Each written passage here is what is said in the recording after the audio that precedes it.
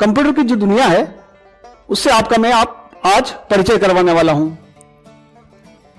तो चलिए शुरू करते हैं।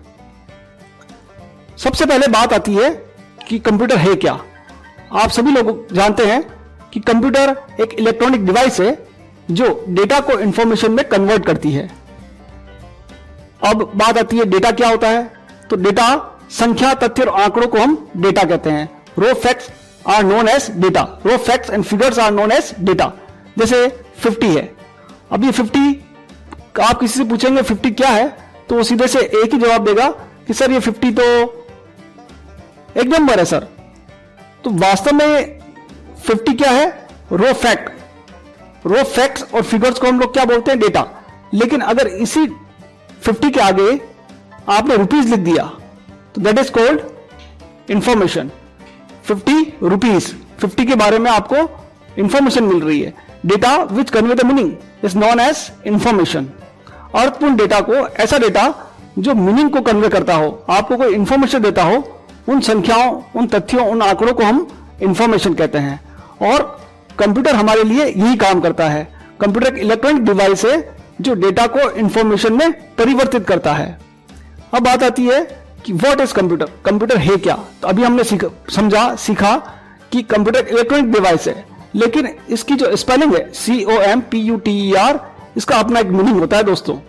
C stand for commonly, O for operated, M for machine, P for particularly, U for used for, T for trade, E for education, R for research. अब इसी चीज को हम हिंदी में भी सीख सकते हैं।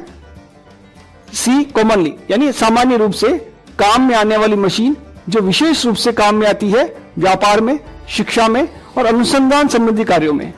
और इंग्लिश में जब हमको बोलना तो commonly operated machine, particularly used for trade, education, research.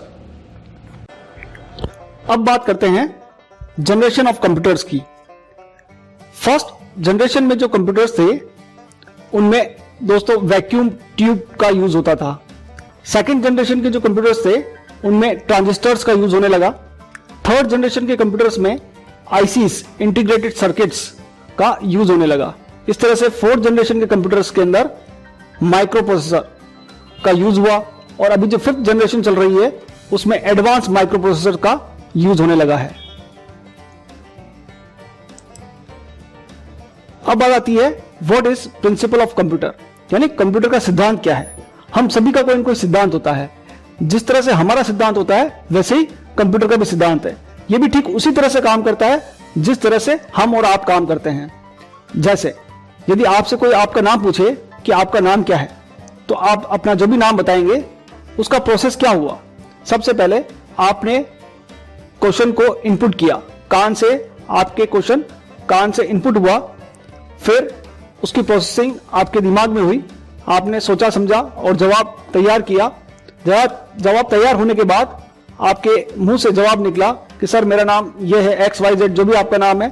तो ये जो प्रोसेस है पूरा, ठीक इसी तरह से हमारा कंप्यूटर भी काम करता है। इसमें भी इनपुट होता है। अब इनपुट के लिए इसकी अलग अलग डिवाइसेस हैं, प्रोसेसिंग होती है, जिसे सोचना समझना वाली जो बात होती है वो प्रोसेसिंग वाला फैक्टर वो भी इसमें होता है। फिर आउटपुट मिलता है, रिजल्ट मिलता है। और अगर आप भविष्य के लिए उसे स्टोर करना चाहते हैं तो इसमें